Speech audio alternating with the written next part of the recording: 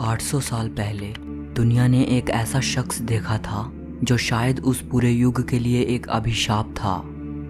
उस जमाने में अगर बच्चा रात को रोता तो माँ कहती, बेटे सो जा नहीं तो गब्बर सिंह आ जाएगा, चंगेज खान आ जाएगा।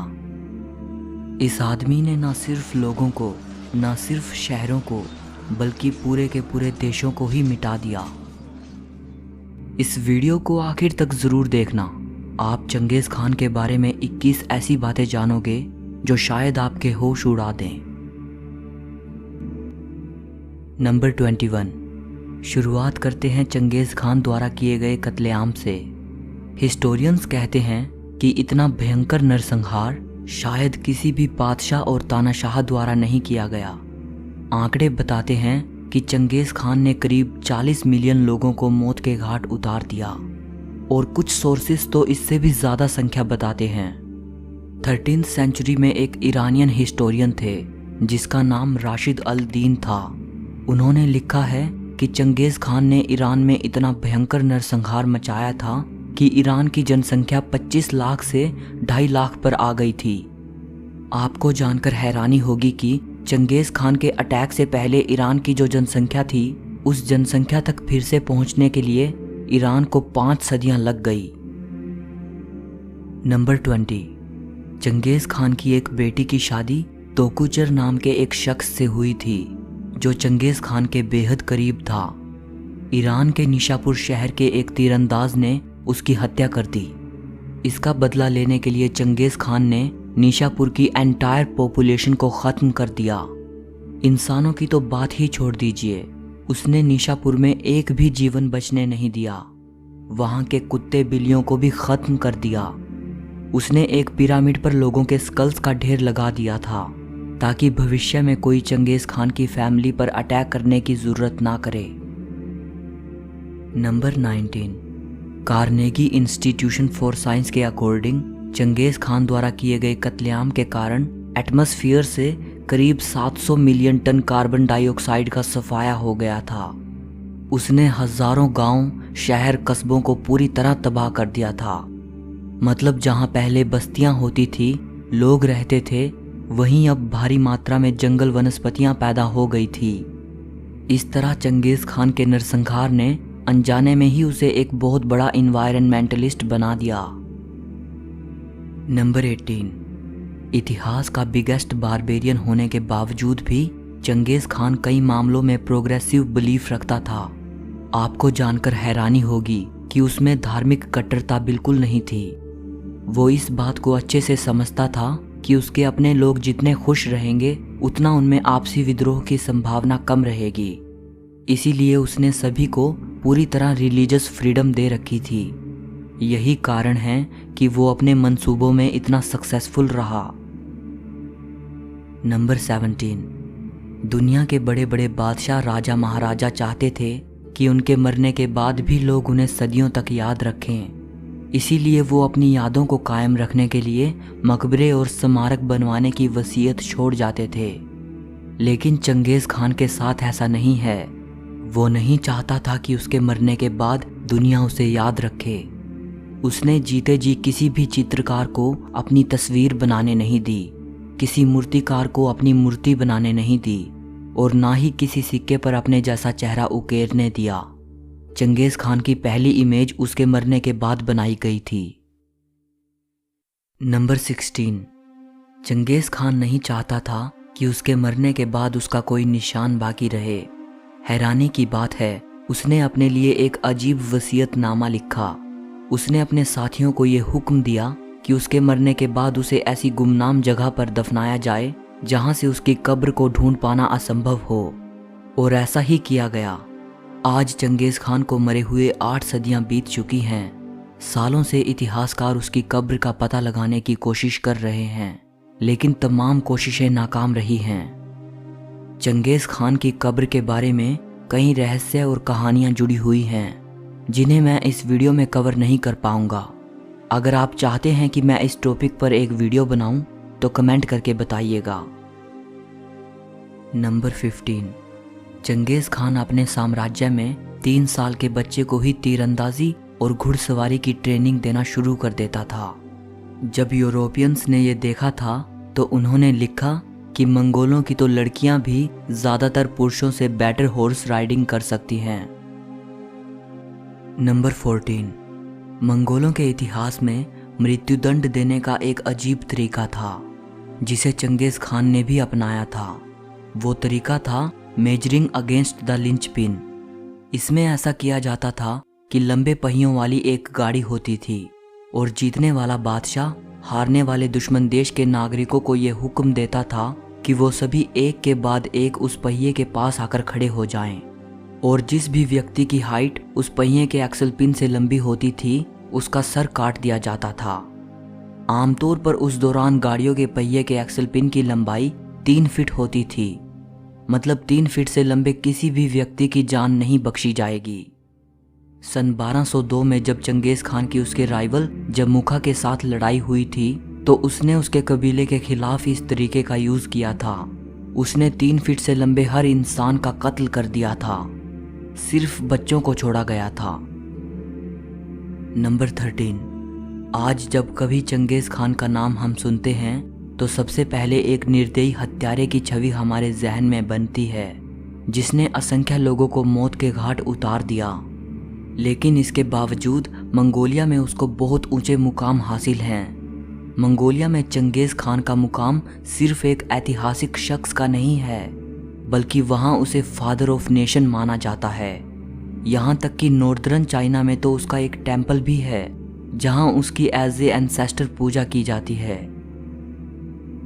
नंबर 12, आज चंगेज़ खान मंगोलिया में एक नेशनल हीरो की तरह देखे जाते हैं, लेकिन 20वीं सदी में सोवियत रूल के दौरान चंगेज़ खान का नाम लेना भी बैन था।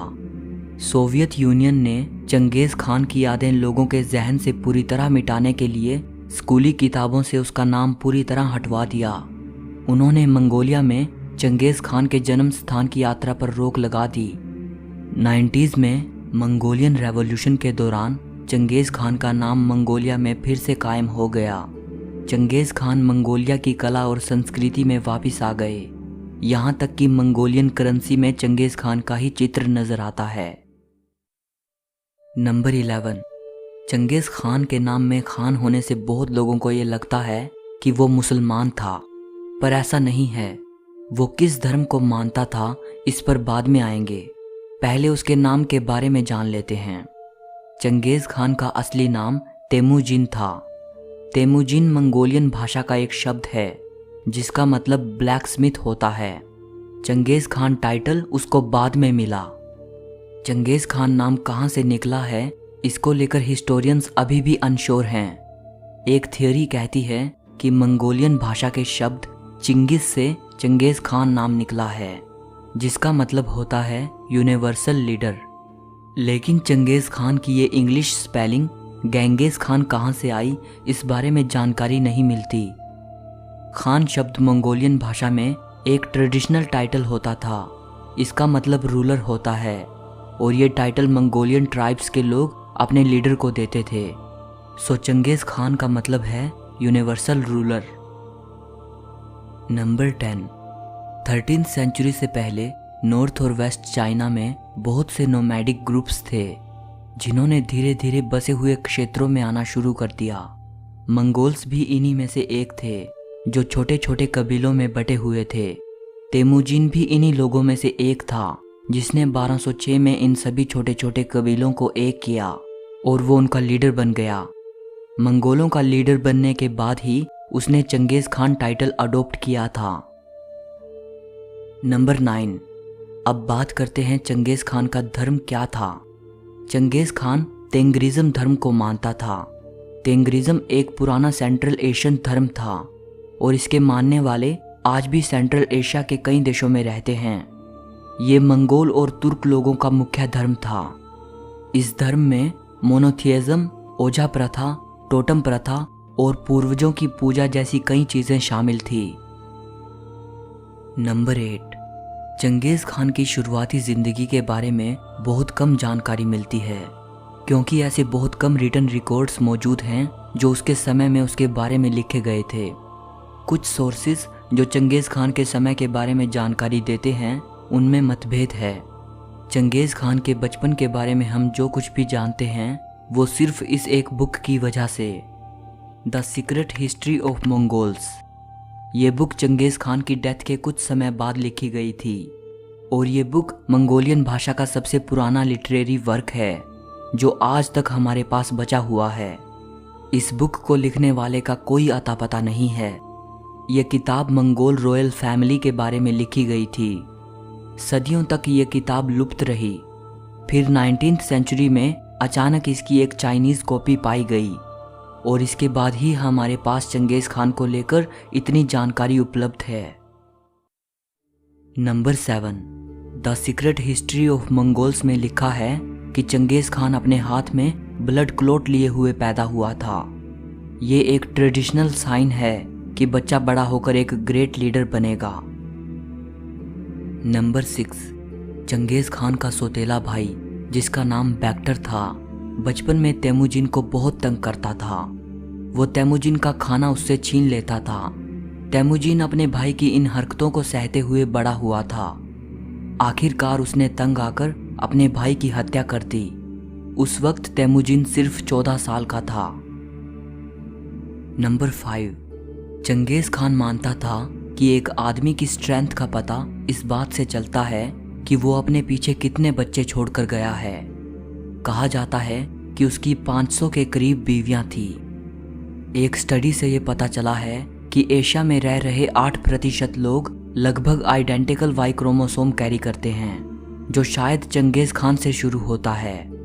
इस हिसाब से ये अंदाज़ा लगाया गया है कि आज दुनिया में चंगेज़ खान के 16 मिलियन वंशज मौजूद हैं।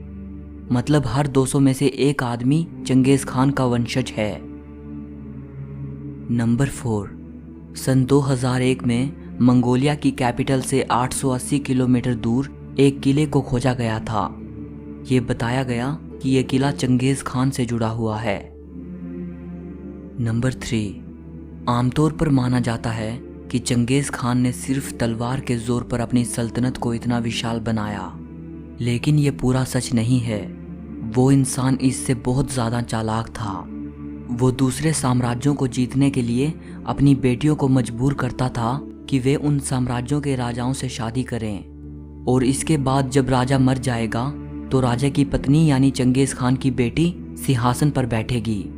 लेकिन कई राजा पहले से ही शादीशुदा होते थे तो इसके जवाब में चंगेज़ खान उस राजा की पत्नी को ही कत्ल कर देता था और तब उस राजा को अपनी बेटी से शादी करने के लिए मजबूर करता था। इस तरह वो दूसरे राज्यों को मंगोलिया सल्तनत में शामिल कर लेता था। और सिर्फ इतना ही नहीं, जब भी मंगोलियन आर्मी युद्ध के लिए जाती थी तो चंगेज़ खान इस बात का अच्छे से ख्याल रखता था कि लड़ाई के दौरान ये दूसरे राजा सबसे आगे रहें ताकि वो मरने वालों में सबसे पहले हों और चंगेज़ खान की बेटियां जल्द से जल्द सिंहासन पर बैठें। और इस तरह उसने पृथ्वी के एक बड़े हिस्से को जीत लिया था। नंबर 2, सन 1201 में ताइजूट ट्राइब के खिलाफ लड़ाई के दौरान एक तीर ने चंगेज़ खान के घोड़े को मार गिराया और चंगेज़ खान बुरी तरह घायल हो गया। आखिर में जीत चंगेज़ खान की ही हुई, लेकिन बाद में चंगेज़ खान ने ताइजूट ट्राइब के बंदी बनाए गए सभी कैदियों को बुलाया और उसने पूछा कि उसके घोड़े को तीर मारने वाला शख्स कौन था। एक सैनिक बहादुरी से चंगेज़ खान के सामने आया और उसने स्वीकार किया कि यह तीर उसने चलाया था। चंगेज़ खान ने उसके हुनर और बहादुरी को देखते हुए उसे अपनी आर्मी में ऑफिसर बना दिया और बाद में उसे जेबे नाम दिया। जेबे का अर्थ एरो होता है। नंबर 1, अगर इतिहास के ग्रेटेस्ट कॉन्करर की बात करें तो आपको शायद अलेक्जेंडर द ग्रेट याद आते होंगे, लेकिन अगर आंकड़ों की बात करें तो चंगेज़ खान इतिहास का सबसे बड़ा विजेता था। उसने अलेक्जेंडर से भी दोगुने क्षेत्र को जीत लिया था। वहीं अलेक्जेंडर की शुरुआत ही मैसिडोनिया के प्रिंस के रूप में हुई थी और उसके पास वेल ट्रेंड और लॉयल आर्मी थी, जबकि चंगेज़ खान की शुरुआत एक छोटे से गरीब कबीले से हुई थी और उसे अपने दम पर सभी मंगोल ट्राइब्स को यूनाइट करना पड़ा था। अलेक्जेंडर को बचपन में अरस्तु जैसे महान गुरु से शिक्षा मिली थी, जबकि चंगेज़ खान के पास खुद की समझ के अलावा और कोई गुरु नहीं था। अलेक्जेंडर की मृत्यु के बाद 1-2 साल में ही मैसिडोनिया का पतन हो गया, जबकि चंगेज़ खान की मृत्यु के बाद 141 साल तक मंगोलों ने शासन किया। दरअसल वेस्टर्न लोगों ने चंगेज़ खान को एक कॉन्करर के रूप में पूरी तरह से भुला दिया है। वो उसे सिर्फ एक बारबेरियन मानते हैं जो सिर्फ लोगों को आतंकित करना जानता था, लेकिन ये भी तो शायद सच ही है। सो इस वीडियो के लिए इतना ही। अगर आपको वीडियो अच्छी लगी हो तो लाइक और शेयर ज़रूर करना। हिस्ट्री और फिलोसफी से जुड़ी वीडियो देखने के लिए चैनल को सब्सक्राइब करके घंटी को दबा देना। इससे मेरी नई वीडियो का नोटिफिकेशन आपको मिलता रहेगा। सो मिलते हैं अगली वीडियो में।